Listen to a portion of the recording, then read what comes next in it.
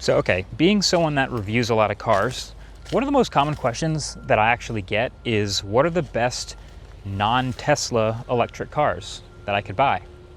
And I always like making videos about like answering the most frequently asked questions, but if you'd asked me to make this video like 10 years ago, it would have been a really short video. I would have said, nah, good luck, the Tesla is the EV you should buy.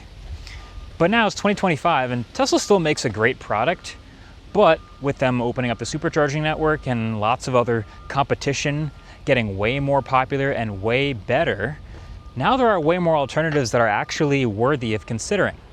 So, in the 5-ish categories that Tesla makes a vehicle, I'm gonna actually give you my top 3 alternatives to Model 3, Model Y, Model S, and Model X, and Cybertruck. And this is a video that I'm gonna send to people who ask me that question. Also, me standing in front of this new facelifted EV6 and it not making any of my lists, the irony is not lost on me, but this is a good runner-up. Anyway, let's get into it. Okay, let's start with Tesla's most popular vehicle, their best deal, Tesla Model 3. So Model 3 buyers are looking for, a pretty reasonable, compact-ish four-door sedan they can take friends around in, good range, efficient, nothing too fancy. So my top pick, and I've reviewed this car actually, I've reviewed every single car that I'm about to talk about in this video on this channel, so you can go back and watch them. But I'll say my top pick for this is the Hyundai Ioniq 6. The 6 is basically the same range as the Model 3. It's about 320 miles. The new one in 2026 is going to have an NACS port, so you can plug in without an adapter into a bunch of Tesla superchargers. The design, some people might like it, some people might not. It looks like kind of a baby Porsche from certain angles, but it's also a little unique. Definitely have to like the look of it to spend the money on it, but it has CarPlay and or Android Auto if you want that too, unlike a Model 3, of course. Cheap used ones, like you can get a good clean title used one for like 20 grand now. So that's a good deal, a good range, a good reliable EV, and as long as you don't mind the looks, that's my top pick. Now to round out my top 3, I have 2 cars that I think are just a little bit more interesting than the Model 3. Something that I hear also a lot from people about why they don't want a Tesla is because there's so many Teslas on the road that just feels like another one of the cars everyone has. So I'm going with Polestar 2. This is not a very common one. It's not even the best deal, but it is definitely more interesting. It's very similar, super plain and high-tech interior. You can get a used one for 20 grand. And I happen to really like the exterior design of Polestars a lot, but they're not the most practical. I will also say Volvo EX30. I really like the Volvo EX30. I think it's way more fun to drive. It has CarPlay and Android Auto, and you can get one in the range of 40 grand used. They're pretty new still, but it is a smaller EV, more compact back seat, a little bit more environmentally friendly materials on the inside, but just a little bit more interesting than a Model 3. So that's my top 3 Model 3 alternatives. Now next up, Tesla has the Model Y, which is literally, I think it might still be the most popular vehicle on the planet. So obviously there's a lot of them, and it is popular for good reason. It's really good. It's a really good deal, and wouldn't shock me if most people decide to get one of them anyway. But if you want an alternative to one, my top pick is going to be the BMW iX. So we're thinking Model Y, 2 rows obviously, but a little bit taller, a little bit higher off the ground. BMW iX is very similar size, also has a very similar 300 plus mile range. But if you don't want to pay Model Y performance money, it is a bit of a sportier ride and a general sportier feeling interior. It's not the prettiest thing on the outside, but they did refresh the exterior, so it looks pretty good too. I think the suspension is a little bit better. And yeah, it's going to have a lot of the same upsides in terms of space and a simple modern interior, plus CarPlay and Android Auto. So you can find used iXs around the 40 grand mark for a clean title one. Now my second on this list is actually one of my favorites I reviewed a long time ago when there were almost none of them on the road, and I called them underrated, Cadillac Lyriq. So the Lyriq is what you get if you want a more premium interior version of the Model Y. The Model Y is super clean, obviously, but the Cadillac interior does it much nicer. It has better sound dampening. It has better seats, I think, and it also rides a bit better. It's a bit softer. So if you want that softer ride, Cadillac Lyriq is pretty sweet. It has Super Cruise standard, so if you want that hands off the wheel driving experience, you got that. And then NACS via an adapter. I don't think they have a native NACS port yet, but you can charge at Tesla superchargers. And you can get down into the 35-ish range for a used Cadillac Lyriq. So I've also reviewed the Optic and some other Cadillacs, but Lyriq, I can give a thumbs up to for sure. And then rounding out my top 3, Genesis GV60. So this one I'm putting in the list because it has the basics, but it's also it's definitely more interesting than the most popular vehicle on planet Earth. It has a lot of interesting features like fingerprint reader.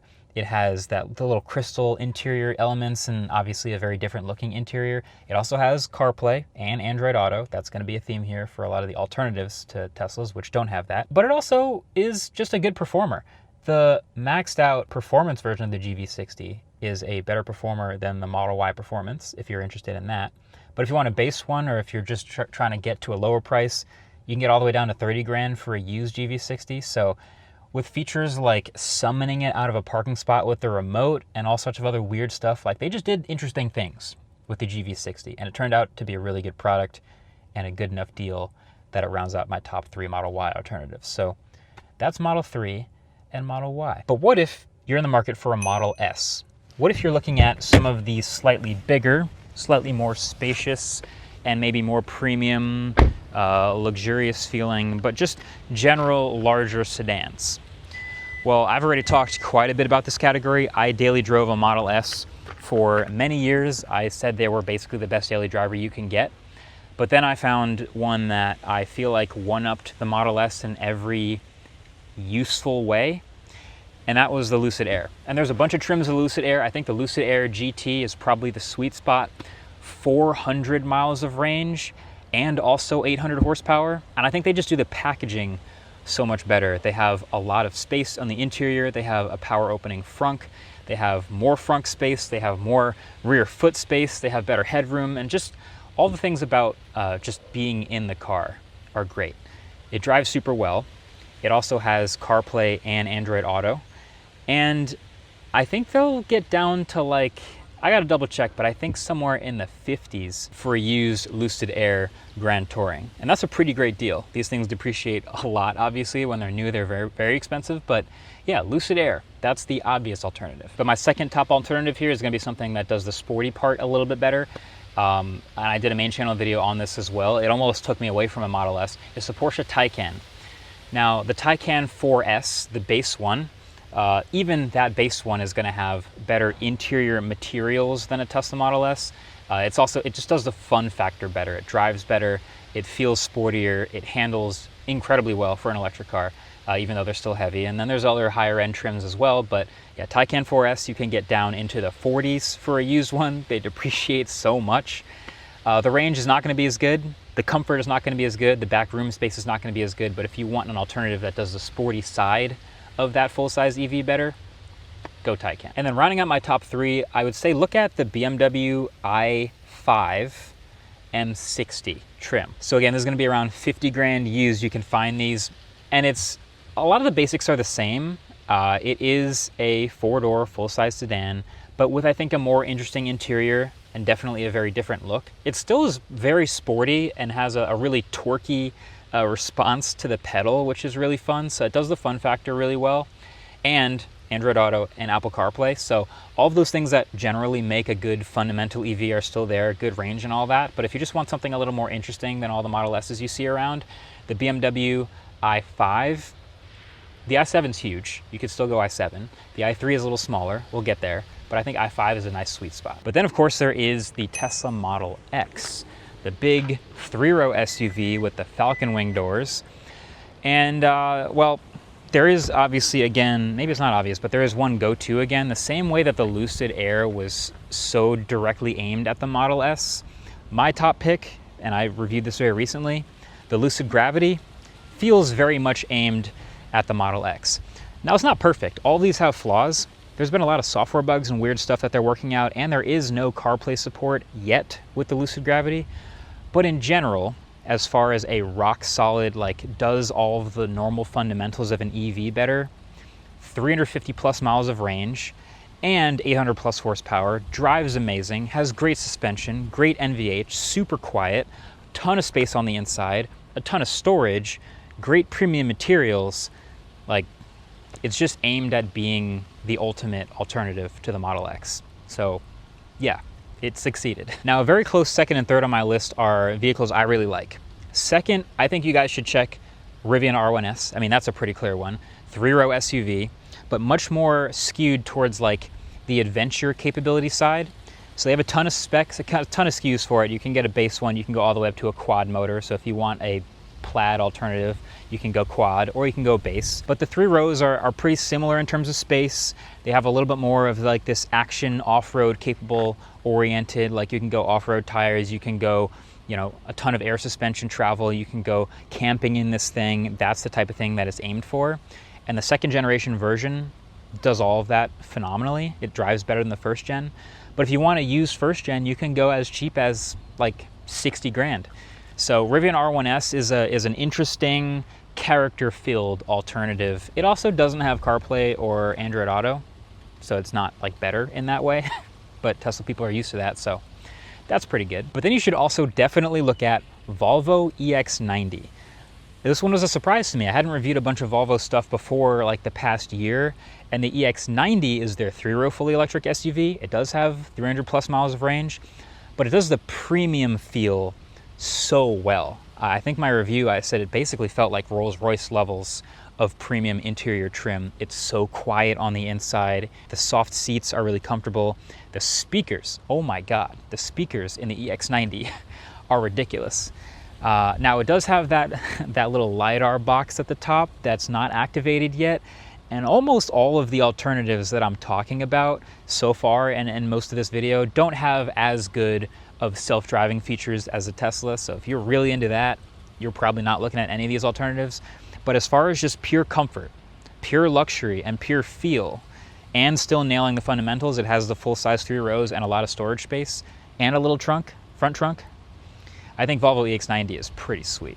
You can get those used if you really want used. I think there are some now as low as like $70-something thousand.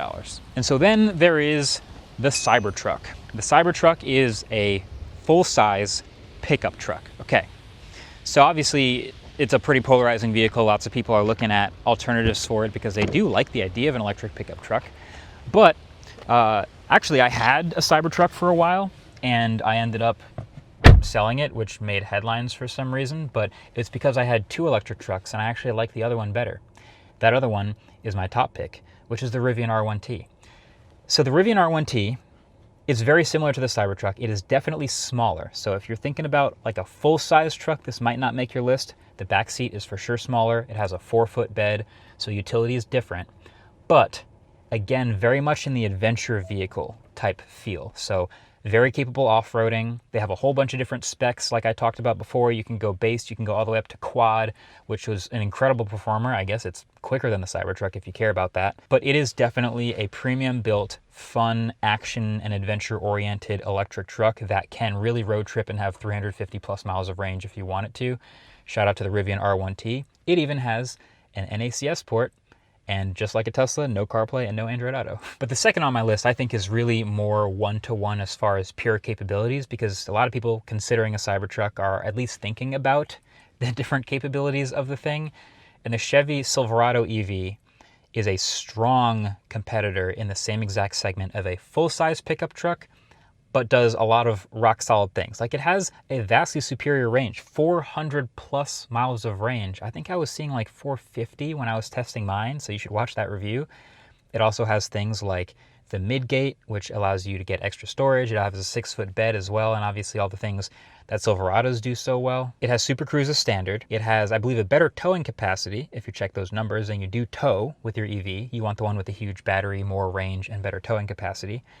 And I think you will need an adapter to charge via NACS, but in general, a really well-built and obviously also luxurious premium electric truck. So you can get into one of those now for around 60 grand for a good, clean, used one, which is, I mean, Cybertrucks have also depreciated quite a bit, so that might not be an advantage for it, but the fact that it's available for 400 plus miles of range, pretty sweet. It's also huge. And then to round out the top 3, you've probably heard this before, but like the original competitor to the electric truck from Tesla is the Ford F-150 Lightning. It's just an F-150 but electric, which means it's going to do the fundamentals of like being built well. It has a similar range. It's about 300 miles of range, and also a similar towing capacity. But the shape, the compatibility with accessories, all the stuff people like to do with their F-150s, typically you can do the same thing with the electric F-150. It has Blue Cruise assisted driving, and it does have Android Auto and Apple CarPlay available. And they've been around so long that they've gotten down to like the $35,000 to $40,000 price range for a good used one. So yeah, F-150 Lightning is like the safe bet. If the Cybertruck's a little too risky for you, a little too crazily designed, you want to blend in more, then the F-150 Lightning is the opposite of that. So yeah, that's my alternatives. Model S, Model X, Model 3, Model Y, Cybertruck. People buy them all for good reasons. I have nothing against Tesla or any hate for them. Obviously, their products are really good and sell a ton for a lot of good reasons. But yeah, this is my video answer to literally the most frequently asked question I get from a lot of people who are shopping for this stuff. And there's a lot of good reviews on this channel of other EVs that I didn't even mention in this video, so check those out as well. But there you have it. Thanks for watching. Catch you in the next one. Peace.